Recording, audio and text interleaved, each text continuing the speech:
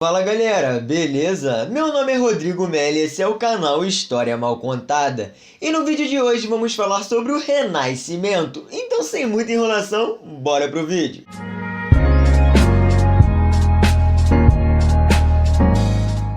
O Renascimento foi um movimento cultural que ocorreu entre os séculos XIV e XVI e representou a nova visão de mundo da sociedade que se formava após o desenvolvimento comercial urbano no fim da Idade Média. Se na estática estrutura social dos feudos valia a força da coletividade e a submissão aos desígnios de Deus, que no caso era tudo o que acontecia era porque Deus queria, já no ambiente dinâmico das sociedades modernas valorizavam-se o indivíduo e seu imenso potencial de autoaperfeiçoamento e criação.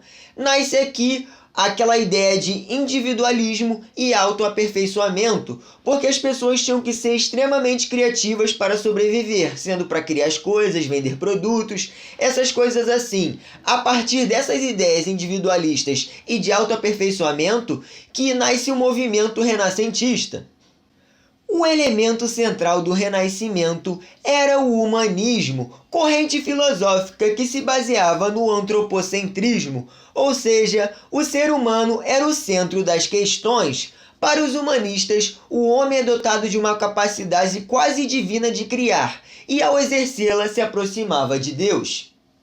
Ao proporem a superação dos ideais medievais, quais, segundo eles, Deus era o centro de tudo e a fé sobrepunhava a razão, eles se inspiraram nos pensadores da antiguidade clássica. Os humanistas, eles julgavam estar promovendo o renascimento daquela cultura. Daí que vem o nome Renascimento, movimento renascentista e tal.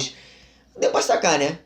Outras características fundamentais do renascentismo é o naturalismo, que buscava uma representação fiel à realidade, e a gente pode ver isso em diversas obras dessa época. E temos o racionalismo, que é a valorização da razão, e por fim, o hedoísmo, que defende o prazer individual como o único bem possível. Com base nesses elementos, os renascentistas passaram a utilizar com mais frequência estudos científicos para suas produções artísticas e culturais. Muitos pintores e escultores incorporaram estudos da matemática e da anatomia em suas criações. Intrinsecamente ligado ao desenvolvimento comercial e urbano, o Renascimento ele surgiu e atingiu seu ápice na região da Europa, onde essas transformações ocorreram antes e de maneira mais intensa, que foram as cidades italianas. Foi lá que apareceram os primeiros burgueses endinheirados dispostos a patrocinar os artistas e cientistas, os chamados de mecenas.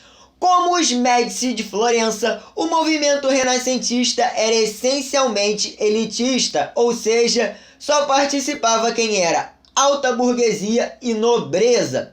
Vale dizer que o principal mecena era a Igreja Católica, que viu ali uma oportunidade de reformar, no caso de renovar a estética da igreja, e chamou logo quem? O Michelangelo para decorar a Capela Sistina.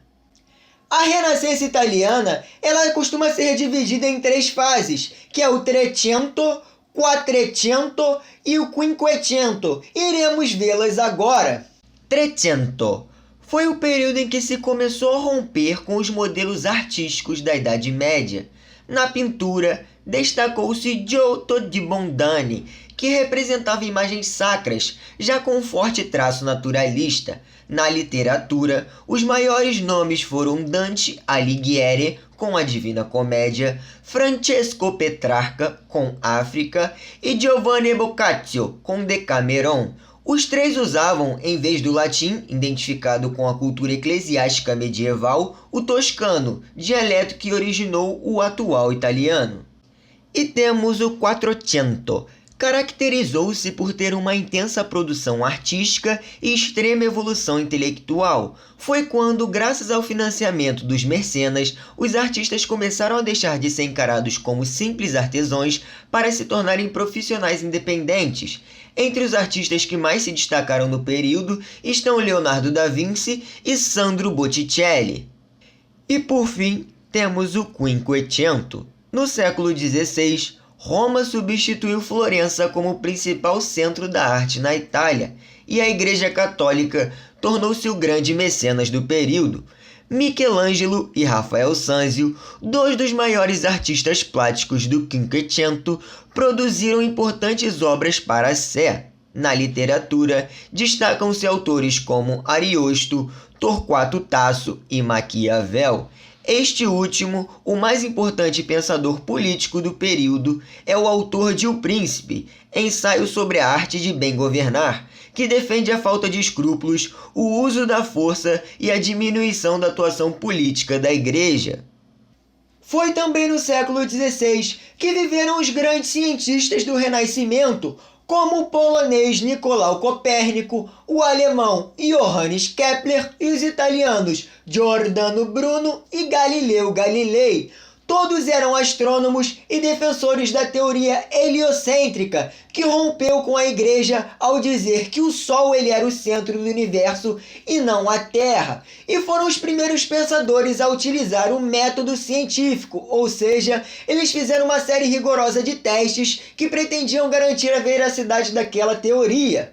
Eu sei que o vídeo tá muito bom, mas eu vou ficando por aqui. Espero que tenham gostado, então se gostou já deixa aquele like, se inscreve no canal, ativa o sininho para não perder as notificações do canal e compartilha esse vídeo com os amigos, com o pai, no WhatsApp, em tudo quanto é lugar. Eu vou ficando por aqui, então até a próxima.